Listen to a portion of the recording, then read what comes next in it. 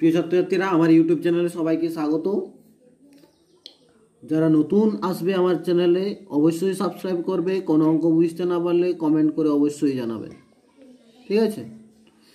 দেখো, আগের দিন আমরা দশম শ্রেণীর কষে দেখি 2-এর 1 থেকে 10 পর্যন্ত অঙ্কগুলো করেছিলাম। আজ আমরা 11 থেকে অঙ্কগুলো করব। 11 অঙ্কটাতে কি বলছে দেখো, বার্ষিক 8% হার সরল সুদে কত বছরে 600 টাকার সুদ 168 টাকা হবে হিসাব করে লিখি। বার্ষিক 8% হার সরল সুদে কত বছরে 600 টাকার সুদ 168 টাকা হবে হিসাব করে লিখি। দেখো, এখানে আসল পি সমান কত, 600 টাকা, সুদের হার আর সমান 8%, সুদ হচ্ছে আয় সমান 168 টাকা। আমাকে বের করতে হবে কি সময়, ঠিক আছে? দেখো কিভাবে করব।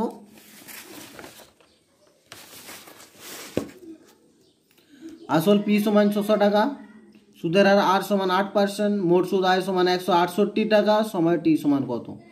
আমরা কি জানি আয় সমান পি আর টি বাই 100, বা এখানে আয় সমান কত হচ্ছে 168, সমান হচ্ছে পি এর মান হচ্ছে 600 গুণিত আর এর মান 8 গুণিত টিটা আমরা জানি না, ঠিক আছে, বাই 100।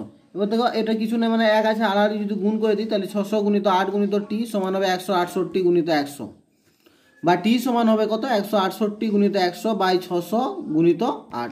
এটা দিয়ে গুণ আছে, এদিকে আসলে ভাগ হয়ে যাবে, তাহলে 600 গুণিত 8।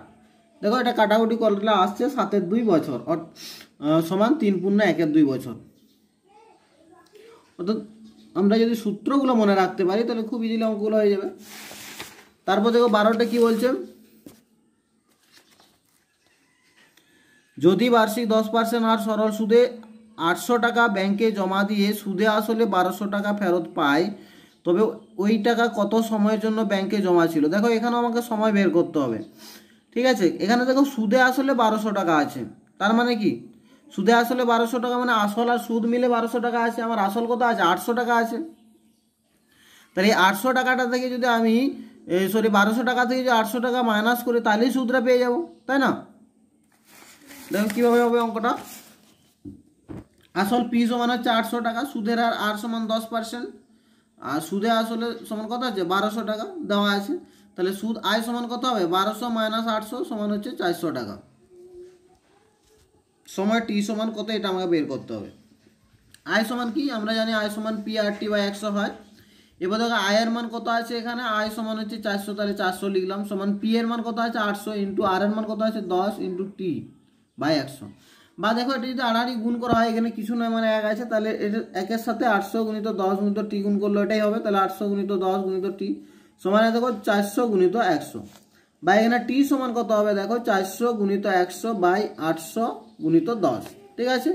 এখানে দেখো দুটো শূন্য, এই দুটো শূন্য কাটা হলো, এই শূন্যটা এই শূন্য কাটলাম, 5 8 40 সমান 5 বছর, অর্থাৎ 5 বছর সময় লাগবে, ঠিক আছে? পরে অঙ্কটাতে দেখো কি বলছে,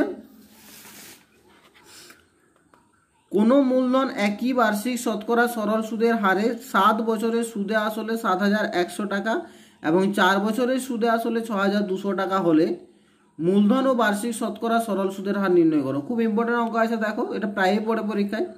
তো এই যে এই অঙ্কটাতে কি বলছে দেখো, 7 বছরের সুদে আসলে 7100 টাকা আর 4 বছরের সুদে আসলে 6200 টাকা। অর্থাৎ কি হচ্ছে, 7 বছরে আসল আর সুদ মিলে হচ্ছে 7100 টাকা, আর 4 বছরে আসল আর সুদ মিলে 6200 টাকা। এটা আমাকে দেওয়া আছে, তাই তো? এইটা যদি দেওয়া থাকে তাহলে আমাকে মূলধন আর বার্ষিক শতকরা সরল সুদের হার অর্থাৎ পি আর আরটা আমাকে বের করতে হবে।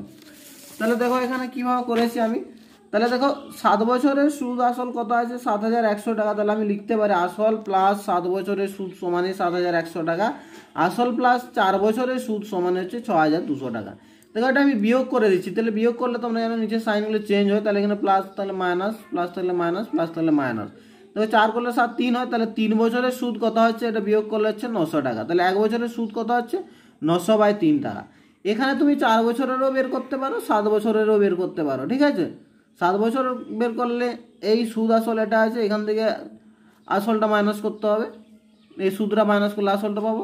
আর আমি এখানে 4 বছরে ধরছি, তাহলে কত হবে 4 বছরের সুদ কত আছে 900 ইন্টু 4 বাই 3, 3 3 9 সমান 1200 টাকা পাচ্ছি আমি।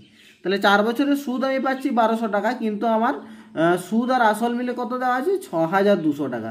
তাহলে আসল সমান কি হবে, সুদ আসল মাইনাস সুদ, তাই না? সুদ আসল যেটা আছে মানে মোট যে টাকাটা সুদ আর আসল মিলে যে টাকাটা আছে সেটার থেকে আমি যদি সুদটা মাইনাস করি তাহলে আসল পেয়ে যাব। অর্থাৎ আসল পি সমান কত হবে, ওই সুদ আসল মানে 6200 মাইনাস হচ্ছে তোমার সুদ 1200 সমান কত হচ্ছে 5000 টাকা। তাহলে সময় এখানে কত, এখানে 4 বছরের হিসাবে আমি করেছি, তাহলে সময় টি সমান 4 বছর আর সুদটা কত পেয়েছি 1200 টাকা। তাহলে সুদের হার কত হবে না, আয় সমান কি জানি আমরা পি আর টি বাই 100, বা এখানে আয়ের মান কত 1200 আছে, তাহলে 1200 সমান হচ্ছে পি এর মান মানে আসল হচ্ছে 5000 ইন্টু আর আমরা জানি না ইন্টু 4 হচ্ছে সময় বাই 100। এবার এটা যদি আড়াআড়ি গুণ করা হয় কত হবে 5000 into R into 4 equal to এর দেখো 1200 ইন্টু 100, ঠিক আছে, বা আর সমান হচ্ছে 1200 ইন্টু 100 বা এটা হচ্ছে 5000 গুণিত 4। দেখো এটা কাটাকুটি করলে কত হচ্ছে, আর এর মান কত পাচ্ছি আমরা 6%। অর্থাৎ আমার মূলধন কত পেলাম 5000 টাকা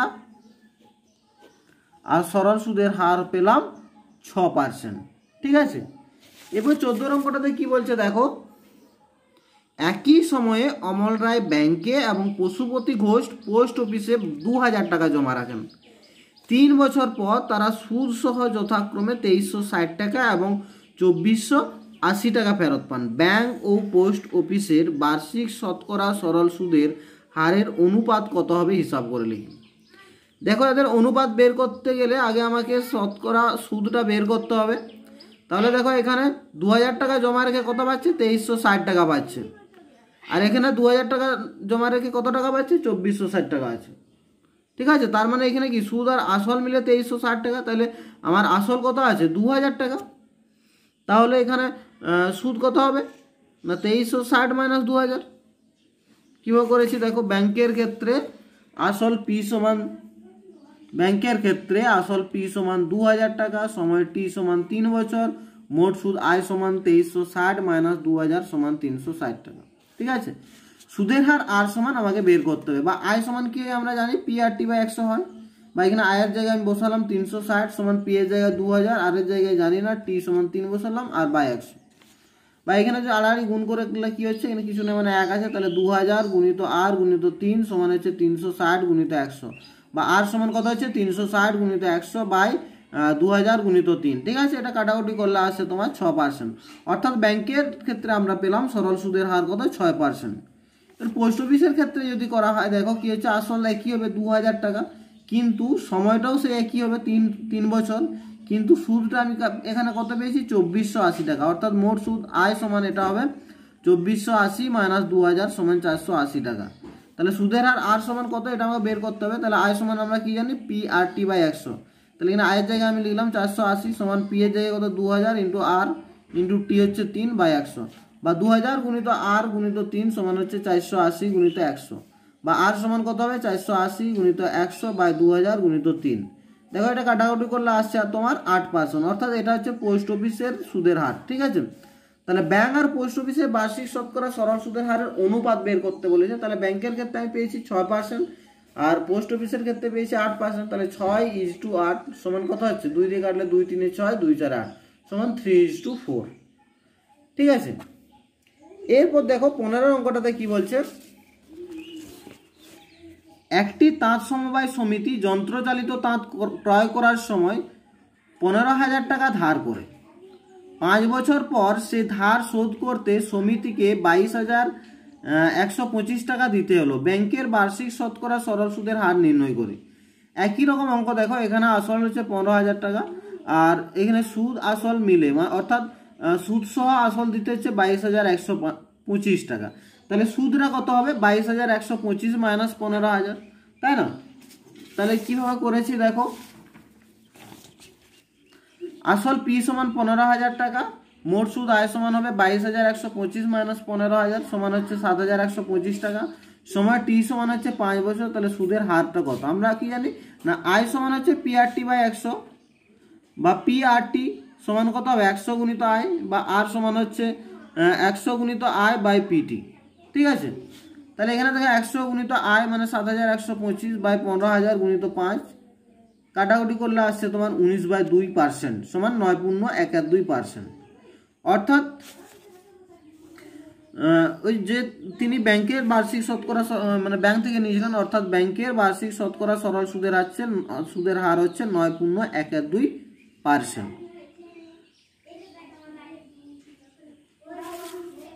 16 অঙ্কটাতে কি বলছে দেখো, আসলাম চাচা কর্মক্ষেত্র থেকে অবসর নেওয়ার সময় 1 লাখ টাকা পেলেন। ওই টাকার কিছুটা ব্যাংকে, বাকিটা পোস্ট অফিসে জমা রাখেন এবং প্রতি বছর সুদ বাবদ মোট 5,400 টাকা পান। ব্যাংকের ও পোস্ট অফিসের বার্ষিক সরল সুদের হার যদি যথাক্রমে 5% ও 6% হয়, তবে তিনি কোথায় কত টাকা জমা রেখেছিলেন হিসাব করে লিখুন। আমি ধরে নিচ্ছি তিনি ব্যাংকে X টাকা রেখেছিলেন, তাহলে মোট টাকা হচ্ছে 1 লাখ, তাহলে ব্যাংকে যদি X টাকা রাখেন, পোস্ট অফিসে কত রাখবেন? 1 লাখ মাইনাস X টাকা। তাহলে দেখো আমি কিভাবে করেছি অঙ্কটা। ধরিলাম ওই ব্যক্তি ব্যাংকে জমা রাখেন X টাকা, অতএব পোস্ট অফিসে কত রাখবেন? 1 লাখ মাইনাস X টাকা। তাহলে ব্যাংকের ক্ষেত্রে আসল P সমান X টাকা, সুদের হার R সমান 5%, সময় T সমান 1 বছর, মোট সুদ I সমান PRT/100 সমান দেখো X গুণিত 5 গুণিত এখানে 1 বছর টিটা, তাহলে 1/100। দেখো এখানে কি হচ্ছে 5 20 100 সমান X/20 টাকা। ঠিক আছে, তাহলে এটা হলো মোট সুদ পেলো ব্যাংক থেকে। এরপর পোস্ট অফিস থেকে কত পাচ্ছে দেখো। পোস্ট অফিসের ক্ষেত্রে কি হবে, আসল P সমান হচ্ছে তোমার 1 লাখ মাইনাস X টাকা, সুদের হার R সমান কত 6%, সময় T সমান 1 বছর, তাহলে মোট সুদ কি সূত্র? PRT/100। এখানে P মানে হচ্ছে 1 lakh minus X into R মানে 6 ইন্টু T মানে 1/100। কাটাকুটি করলে আসছে দেখো এইভাবে, সমান 3 লাখ মাইনাস 3X/50 টাকা। ঠিক আছে, শর্তানুসারে দেখো আগে আমি যে টাকাটা পেলাম সুদ, অর্থাৎ ব্যাংকের সুদ প্লাস পোস্ট অফিসের সুদ সমানই হবে 5,400 টাকা। তাহলে ব্যাংকের সুদ ছিল X/20 আর পোস্ট অফিসে বেরোলো এটা, তাহলে এটা প্লাস এটা সমানই 5,400। বা এটা দেখো 20 আর 50, এটা লসাগু করলে কত হবে? 100 লসাগু হবে। 100কে যদি আমি 20 দিয়ে ভাগ করি 5 হবে, তাহলে 5টা X এর সঙ্গে গুণ করবো 5X, প্লাস 50কে যখন 100কে যখন 50 দিয়ে ভাগ করবো তখন হবে 2, 2টার সাথে গুণ করলে হবে 3 দুগুণে 6, তাহলে 6 লাখ মাইনাস 3 দুগুণে 6X। ঠিক আছে, সমান এটা 5,400। বা এখানে দেখো আছে 6 লাখ মাইনাস দেখো 5X মাইনাস 6X, তাহলে মাইনাস X হবে, তাহলে 6 লাখ মাইনাস X সমান হচ্ছে এখানে দেখো 5,40,000। ঠিক আছে, এখানে 100টা 5,400 সাথে গুণ হলো। বা মাইনাস X সমান এটা কত হচ্ছে 5,40,000 মাইনাস 6 লাখ সমান কত হচ্ছে, বা মাইনাস X সমান হচ্ছে মাইনাস 60,000, বা X সমান হচ্ছে 60,000। ঠিক আছে, তাহলে আমি কত পেলাম? X এর মান কত? 60,000 পেলাম।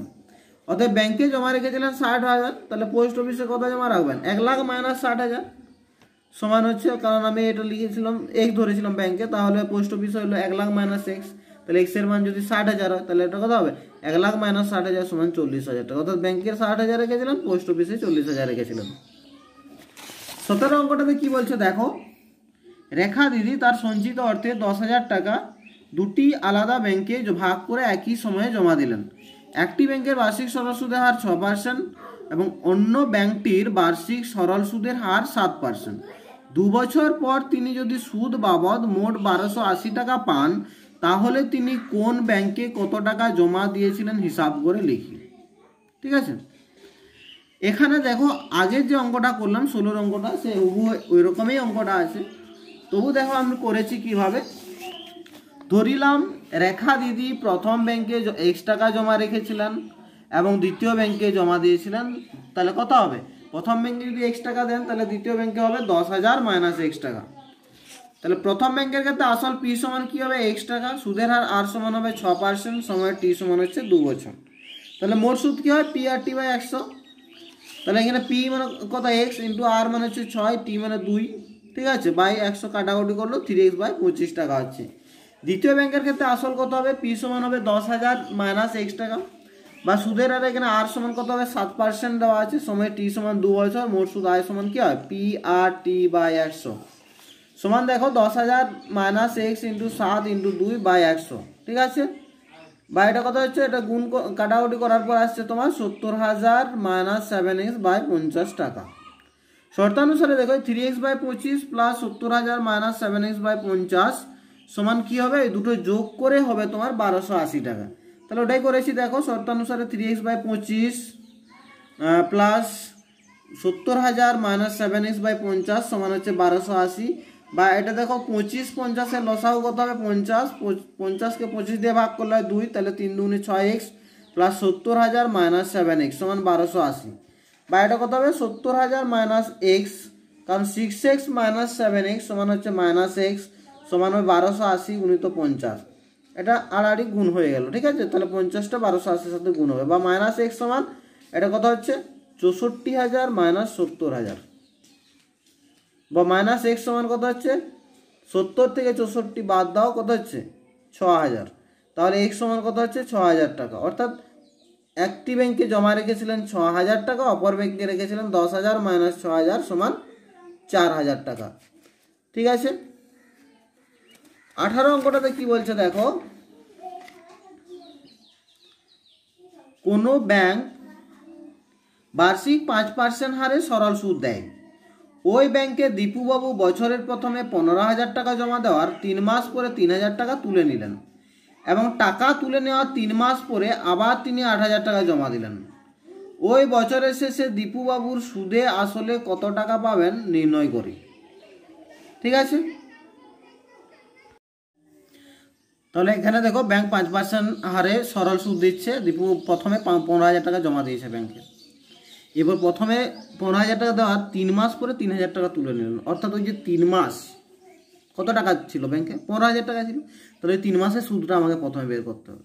এরপর 3,000 টাকা তুলে নেওয়ার আবার 3 মাস পরে তিনি 8,000 টাকা জমা দিলেন। অর্থাৎ আবার ওই যে 15,000 টাকার মধ্যে কত 3,000 টাকা তুলে নিলেন 3 মাস পর, তাহলে 15,000 টাকা 3 মাস, প্রথম 3 মাস কেটেছে, তাহলে প্রথম 3 মাস 15,000 টাকা সুদটা আমি বের করবো। এরপর দেখো তারপরে কি হলো, 3,000 টাকা তুললেন, অর্থাৎ 12,000 টাকা হয়ে গেলো। সেই 12,000 টাকা যখন হয়ে গেল, তার 3 মাস পরে আবার 8,000 টাকা দিলেন, অর্থাৎ ওই 12,000 টাকা আবার 3 মাস কেটেছে ব্যাংকে রয়েছে, তাহলে আবার ওই 12,000 টাকা 3 মাসের সুদ বের করতে হবে। তারপরে যে 8,000 টাকা জমা দিল সেটা কত হবে, তাহলে 12,000 আর 8,000 20,000 টাকা মোট আসলটা হচ্ছে। তাহলে সেই টাকাটার সুদটা আমাকে বের করতে হবে। কত টাইম কত হবে সেক্ষেত্রে, কত সময়ের জন্য বের করতে হবে, কারণ লেখা আছে ওই বছরের শেষে বলছে সুদে আসলে কত হবে। তাহলে এখানে দেখো 3 মাস প্রথমে, তারপরে 3 মাস, তাহলে 6 মাস গেল। তাহলে বাকি হচ্ছে পরের যে 6 মাস, সেই 6 মাসে 20,000 টাকার কত সুদ হচ্ছে এটা আমাকে বের করতে হবে। তো কীভাবে করেছি দেখো, প্রথম 3 মাসের ক্ষেত্রে আসল পি সমান হবে 15,000 টাকা, সময় টি সমান হবে কত 3 মাস, মানে ওটা বছরে করে 3/12 বছর সমান 1/4 বছর। সুদের হার আর সমান হবে 5%, মোট সুদ আই সমান হবে পি আর টি বাই 100, সমান পি এর মান 15,000, আর এর মান 5, টি হচ্ছে 1/4 বাই 100। দেখো এটা যদি কাটাকুটি করা হয়, দুটো শূন্য কাটলো, এরপর 2 দিয়ে কাটুন, 2 দুগুণে 4, আর 75 দুগুণে 150, তাহলে কি হচ্ছে 375/2 সমান হচ্ছে 187.50 টাকা। এটা হলো আমার প্রথম 3 মাসের সুদ। পরের 3 মাসের ক্ষেত্রে কি হবে, আসলটা কি হবে 3,000 কম হবে, কারণ 15,000 মাইনাস 3,000 তুলে নিয়েছে যেহেতু, সমান 12,000 টাকা। সময় টি সমান সে একই হবে 3 মাস, অর্থাৎ 3/12 বছর সমান 1/4 বছর। সুদের হার আর সমান কত 5%, মোট সুদ কত হবে পি আর টি বাই 100 সূত্র যদি বসায়, তাহলে এখানে হবে 12,000 গুণিত আর এর মান 5 ইন্টু টি এর মান 1/4 বাই 100, কাটাকুটি করলে আসছে 150 টাকা। অর্থাৎ দ্বিতীয় যে 3 মাস গেল সেই 3 মাসের সুদ আমি পেলাম 150 টাকা। এবার শেষের 6 মাসের জন্য আসল কত হবে, শেষের 6 মাসের ক্ষেত্রে আসল হবে পি সমান হবে 12,000 প্লাস 8,000। ঠিক আছে, 8,000 টাকা জমা দিচ্ছে যেহেতু, সমান 20,000 টাকা। সুদের হার আর সমান 5%, সময় টি সমান কত হচ্ছে 6 মাস, অর্থাৎ 6/12 সমান 1/2 বছর। তাহলে মোট সুদ আয় সমান কত হলো, পি আর টি বাই 100 সূত্র বসালে পি হচ্ছে 20,000, আর হচ্ছে 5, আর টি হচ্ছে 1/2 বাই 100, দুটো শূন্য কাটো, এখানে 200 আছে, তাহলে 2 দিয়ে কাটলে 100 সমান 500 টাকা হলো। ঠিক আছে, অতএব বছরের শেষে দীপুবাবু কত টাকা পাচ্ছেন, বছরের শেষে দীপুবাবু সুদে আসলে মোট টাকা পাবে 20,000 প্লাস প্রথমে বেরিয়েছিল 187.50, তারপরে 3 মাস 150, তারপরে 6 মাস 500, তাহলে যোগ করলে হচ্ছে তোমার 20,837.50 টাকা। অর্থাৎ দীপুবাবু মোট এত টাকা পাবেন বছরের শেষে। 19 অঙ্কটাতে কি বলছে দেখো, রহিম চাচা একটি বাড়ি তৈরি করার জন্য বার্ষিক 12% সরল সুদের হারে 2,40,000 টাকা ব্যাংক থেকে ধার নেন। ধার নেওয়ার 1 বছর পর তিনি বাড়িটি প্রতি মাসে 5,200 টাকায় ভাড়া দেন। তারপর দেখো লেখা আছে ধার নেওয়ার কত বছর পর তিনি বাড়ি ভাড়ার আয় থেকে ব্যাংকের টাকা সুদ সহ শোধ করবেন তা হিসাব করে লিখি। দেখো 2,40,000 টাকা ধার নিয়েছে 12% সরল সুদের হারে, এরপর বাড়ি করছেন, তার 1 বছর পর তিনি কী করছেন, বাড়িটিতে ভাড়াটে বসিয়ে ভাড়া দেন বাড়িটি। তাহলে সেই ভাড়া দেওয়ার জন্য প্রতি মাসে তিনি 5,200 টাকা করে পান। ঠিক আছে, তাহলে ধার নেওয়ার কত বছর পরে তিনি বাড়ি ভাড়ার আয় থেকে ব্যাংকের টাকা সুদ সহ শোধ করবেন? আমি যদি ধরে নিই, ধরলাম আমি যে যখন ধার নিয়েছেন তার 10 বছর পরে তিনি শোধ করতে পারবেন। তাহলে 10 বছর পরে যদি শোধ করতে পারেন তাহলে বাড়ি ভাড়া থেকে কত বছরের আয় পাবেন, কত বছরের টাকা পাবেন? কারণ যখন তিনি ব্যাংক থেকে ধার নিচ্ছেন তার 1 বছর পরে বাড়ি ভাড়া দিচ্ছেন, অর্থাৎ 1 বছর কম, অর্থাৎ 9 বছরের বাড়ি ভাড়া পাবেন, তাই না? যদি 10 বছর মানে ঋণ নেওয়া যদি 10 বছর পর শোধ করেন তাহলে কি হবে না, 9 বছরের জন্য তিনি বাড়ি ভাড়া মানে 9 বছরের জন্য তিনি বাড়ি থেকে আয় করতে পারবেন। এবার দেখুন কেমনভাবে করেছি, দেখো আমি এখানে ধরে নিচ্ছি, ধরিলাম ধার নেওয়ার 1 বছর পর তিনি বাড়ি ভাড়ার আয় থেকে ব্যাংকের টাকা সুদ সহ শোধ করবেন। এক্ষেত্রে আসল পি সমান কত হচ্ছে 2,40,000 টাকা, আর সুদের হার আর সমান কত হচ্ছে 12%, সময় টি সমান হচ্ছে x বছর আমি ধরেছি। তাহলে মোট সুদ আয় সমান কত হচ্ছে পি আর টি, এখানে পি 2,40,000, আর হচ্ছে 12, টি হচ্ছে x বাই 100। ঠিক আছে, সমান দেখো 2400 গুণিত 12x, এটা গুণ করলে হচ্ছে তোমার 28,800x টাকা, এটা হলো সুদ। তাহলে সুদ আর আসল মিলে কত হবে? তাহলে সুদ আর আসল মিলে হবে 2,40,000 প্লাস 28,800x, এত টাকা। ঠিক আছে, তাহলে বাড়ি ভাড়া থেকে কত আয় হচ্ছে? দেখো বাড়ি ভাড়া থেকে প্রতি মাসে আয় হয় 5,200 টাকা। তাহলে এক মাসে কত আয় হবে? কত মাসে 1 বছর হয়? সরি, প্রতি মাসে আয় হচ্ছে মানে এক মাসে আয় হচ্ছে 5,200 টাকা। তাহলে 1 বছরে কত হবে? 1 বছর সমান কত মাস? 12 মাস। তাহলে এক মাসে যদি 5,200 টাকা হয়, 12 মাসে হবে 5,200 গুণিত 12। ঠিক আছে, এই টাকাটা। এরপর দেখো x-1 বছর আমি ধরছি, কেন? কারণ তিনি যদি ঋণ নেওয়ার x বছর পরে যদি শোধ করেন ঋণটা, তাহলে তিনি বাড়ি ভাড়া থেকে আয় করতে পারবেন x-1 বছরের, কারণ ঋণ নেওয়ার 1 বছর পর থেকে তিনি ভাড়া দিচ্ছেন বাড়িটা, অর্থাৎ x-1 বছরে তার আয় হয় x-1 ইন্টু 5,200 ইন্টু 12 সমান দেখো 62,400 ইন্টু x-1, এত টাকা। শর্তানুসারে আমি বলতেই পারি, শর্তানুসারে এইটা সমানই হবে এটা। ঠিক আছে, শর্তানুসারে 62,400 ইন্টু x-1 সমান হচ্ছে 2,40,000 প্লাস 28,800x, বা কথা হচ্ছে এখানে দেখো 62,400x মাইনাস 62,400 সমান হচ্ছে 2,40,000 প্লাস 28,800x। ঠিক আছে, বা 62,400x মাইনাস এটা তো 28,800x সমান কত হচ্ছে 2,40,000 প্লাস 62,400। এটা দেখো বিয়োগ করলে হচ্ছে 33,600x সমান এটা হচ্ছে তোমার 3,02,400, বা x সমান হচ্ছে 3,02,400 বাই 36,600, কাটাকুটি করলে আসছে তোমার 9 বছর। অর্থাৎ তিনি ঋণ নেওয়ার x বছর পর সুদ সহ ওই টাকা শোধ করতে পারবেন। ঠিক আছে, সেটা বাড়ি ভাড়া থেকে তিনি 9 বছর পর সুদ সহ শোধ করতে পারবেন। 20 অঙ্কটাতে কি বলছে দেখো, রথিন বাবু তার 2 মেয়ের প্রত্যেকের জন্য ব্যাংকে এমনভাবে টাকা জমা রাখেন যাতে প্রত্যেক মেয়ের বয়স যখন 18 বছর হবে তখন প্রত্যেক মেয়ে 1,20,000 টাকা করে পাবে। ব্যাংকের বার্ষিক সরল সুদের হার 10% এবং মেয়েদের বর্তমান বয়স যথাক্রমে 13 বছর এবং 8 বছর। তিনি প্রত্যেক মেয়ের জন্য ব্যাংকে কত টাকা জমা রেখেছিলেন হিসাব করি।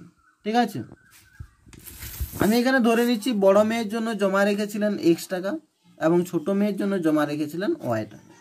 তাহলে দেখো বড় মেয়ের ক্ষেত্রে আসল p সমান কত x টাকা আমি ধরেছি, সুদের হার r সমান 10%, সময় t সমান, বড় মেয়ের বয়স 13 বছর, তাহলে যখন 18 বছর হবে, কত বছর পরে 18 বছর হবে? তাহলে 18 মাইনাস 13 সমান 5 বছর।